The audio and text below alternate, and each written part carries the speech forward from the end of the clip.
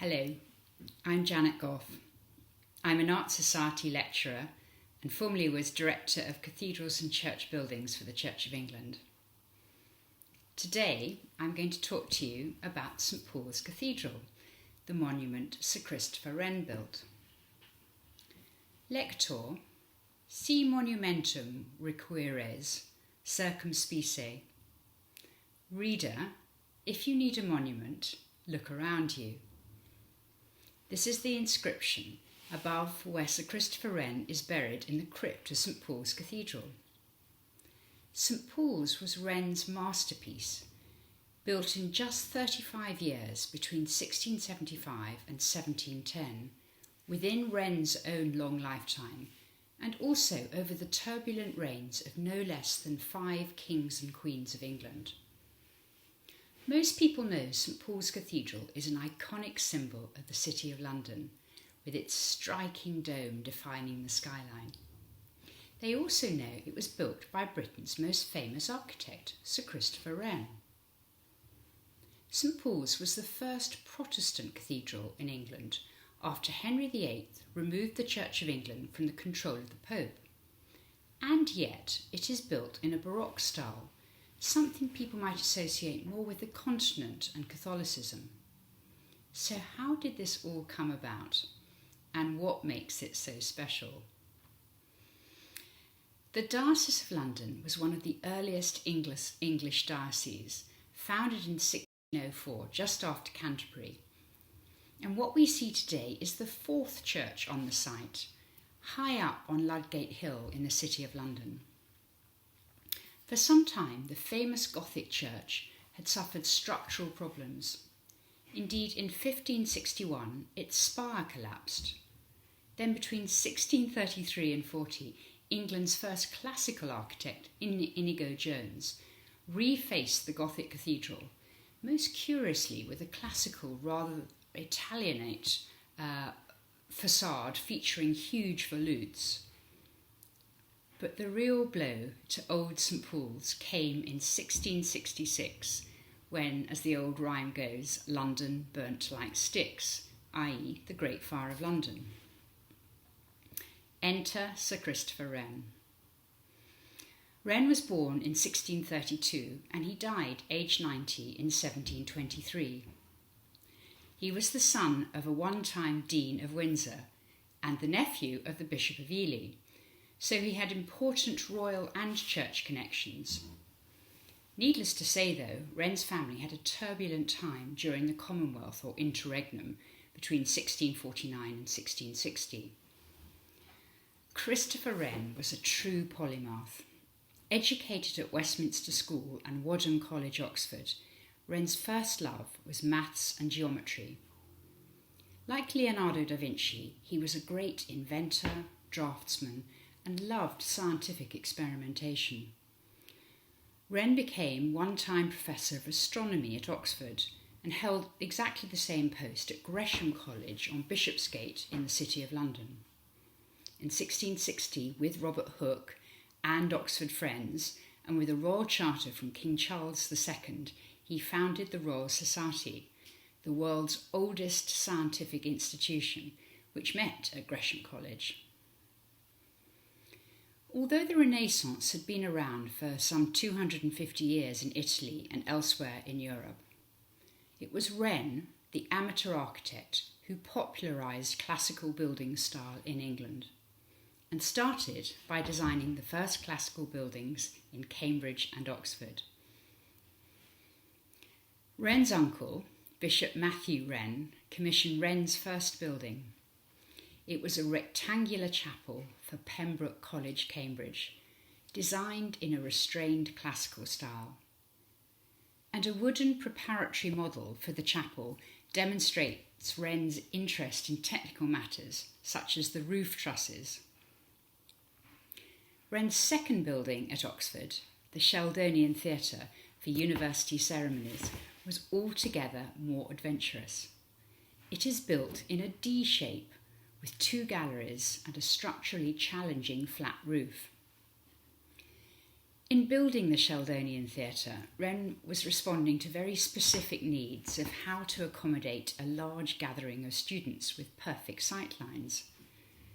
He came up with an ingenious structure that included windows all round above each gallery to maximise the light. Particularly evident in the articulation of the exterior of the building, Wren's design makes unconventional use of the classical language of architecture. The theatre's flat roof was borrowed from the idea of an open Roman theatre with a pull-back canvas cover. And inside Wren's Sheldonian Theatre, on the ceiling is painted a trompe-l'oeil pulled-back awning revealing a grand conceit on the virtues and learning. And thanks to Oliver Ramsay Gray for a great photo of the Sheldonian, very much still in use. The chapel and cloister range at Emmanuel College, Cambridge, was Wren's third executed building. It's a small-scale yet highly accomplished design that neatly incorporates a long gallery and a clock inserted into the pediment, as well as the chapel and a cloister range. The successful composition of the facade and the design of the open vaulted cloister that allows a beautiful play of light are much admired. Amazingly, Wren only ever went abroad once, in 1665, perhaps to escape the plague. He travelled to Paris, where he saw firsthand the classical and Baroque building around the court of the ambitious King Louis XIV, and critically, elements like Greek cross buildings, domes, and giant orders. At this point, Wren could have turned his hand to a whole range of activities, but the Great Fire of London that decimated the City of London determined that Wren became a town planner and architect of 50 new churches as well as the cathedral. As a visitor to St Paul's, you may be lucky enough to go up into the Triforium or first floor gallery at the cathedral and visit the trophy or model room. In it you will see Wren's great wooden model created in 1674 and costing the price of an average house. It comprises a dome on 8 arches and 8 piers, with 4 arms of equal length, and the nave arm extended by a narthex. It was built to show King Charles II and the clergy of St Paul's what Wren intended for the new cathedral. The model is set out in classical Greek cross style with the 4 arms of the same length, rather than the more familiar Latin cross style of Gothic churches with a longer nave. It was planned to embody the Renaissance ideal of beauty, with man at the centre of things, and here at the centre of the circular crossing space under the circular dome, as well as the circle expressing the perfection of God. In this sense, it displays the clear light of reason of a Protestant religious building. Charles II is said himself to have climbed inside the model and thought it was wonderful. Unfortunately, the St Paul's clergy who were commissioning the building thought it was untraditional and too Roman Catholic. Eventually, a compromise redesign was agreed and called the Warrant design, with crucially for the clergy a longer nave where processions could take place, and critically it had a get-out clause. And I quote, "To make some variations rather ornamental than essential, as from time to time he," that is Wren, "should see proper." And these plans from Kerry Downes's great book on Wren show us the Greek cross plan of the great model, the Warrant design, and St Paul's Cathedral as it was finally executed. So over the next 35 years, paid for by the coal tax, Londoners acquired a cathedral in Gothic Latin cross plan with a restrained Baroque cladding crowned by a classical dome. Of course, it's much more than that. In the southwest tower, Wren produced a breathtaking geometric staircase, drawing on his mathematical abilities. It is open at the centre, and Professor Lisa Jardine has argued that Wren, the one-time professor of astronomy, intended to build a giant telescope to occupy the space in order to view the cosmos. The structure of the cathedral is nonetheless essentially that of a traditional Gothic building. It's built on the Gothic principles of force and counterforce, supported by flying buttresses. These are enveloped by a curtain wall, and the visitor is only aware of the very classical, repeated arches, circular and oval shapes, and classical elements that articulate the interior. Its great tour de force was a dome above the crossing, which is both classical and Gothic in inspiration. It cannot be coincidental that St Paul's dome is constructed over 8 arches and sits on 8 piers, exactly like the octagon at the crossing of Ely Cathedral, built after the former crossing tower collapsed in 1322. In the mid-17th century, the Bishop of Ely was Wren's uncle, Matthew Wren, and it's inconceivable Wren did not take inspiration from medieval Ely Cathedral. But of course, the spirit and finish of the dome can be traced back to Brunelleschi's early 15th century dome over Florence Cathedral, via Bramante's High Renaissance Tempietto of 1502 in Rome, and of course Michelangelo's dome over St Peter's in Rome. Above St Paul's interior hemispherical dome is a conical construction, almost like a medieval spire, which in turn supports the external dome, a sort of extended hemisphere.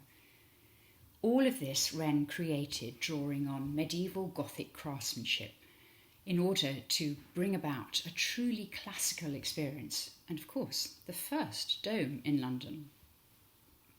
From the outside, the dome is surrounded by a colonnade of 32 giant Corinthian columns, given an undulating rhythm with niches after every 4th column. The dome is crowned by a lantern, and like the lanterns atop the west towers of St Paul's, it contains sophisticated Baroque projecting and then receding pairs of columns. Thanks to Wren's royal connections, St Paul's was able to employ a stellar group of artists and craftsmen to complete the cathedral. It was Francis Bird who carved the relief scene depicting the conversion of St Paul in the pediment on the west end, and also the statues of the apostles around the dome. And then from France there was Jean Tijoux, who created the beautiful gates at Hampton Court and the exquisite wrought iron gates leading into the sacristy, the sanctuary. Brought up in the Netherlands, there was Grinling Gibbons, dubbed the King's Carver, who was responsible for the tactile, floating limewood carvings of cherubim and garlands in the choir. And finally, Sir James Thornhill, who also painted the Painted Hall at Greenwich Royal Hospital. And here he painted in grisaille, or grey tones, the life of St Paul under a trompe-l'oeil colonnade in the dome. The overall effect is dramatic, thanks in part to Wren's high-level, clear windows with light streaming down as if from heaven, expressing the majesty of Almighty God. The inscription Resurgam, above a relief carving of a phoenix on the facade of the south transept, expresses to me 3 things. The resurrection of the Stuart monarchy in 1660, the rising again of London and the cathedral itself after the Great Fire of 1666, and the resurrection of Jesus Christ. So it was that Sir Christopher Wren, master of geometry, advocate of classical architectural style, student of structural engineering, much of it derived from great medieval buildings, the genius who on a grand scale understood the effective fall of light, potential for dramatic moments, for movement and technical and scientific innovation. who in 35 difficult years, and while he was busy on many other projects, created an extraordinarily effective, bold and beautiful building with symbolic and sumptuous but always harmonised decoration. We've seen St Paul's was a grand symbol of revival, and it firmly put English architecture on the world map. You only need to consider the similarities between the Dome of St Paul's and the Capitol building in Washington. So it's hardly surprising Wren chose St Paul's to be his monument. Thank you. I hope that's whetted your appetite for Wren, as in 2023 it will be the 300th anniversary of his death, and I'm going to be talking quite a bit about the genius of the architecture of Sir Christopher Wren, including about the 50 churches Wren designed after the devastating Great Fire of London, and his grand projects at Chelsea Hospital, Greenwich and Hampton Court, and influences further afield, such as on William and Mary College in Virginia. And of course, I'm also always happy to talk about the history, architecture and stories in our remarkable church buildings.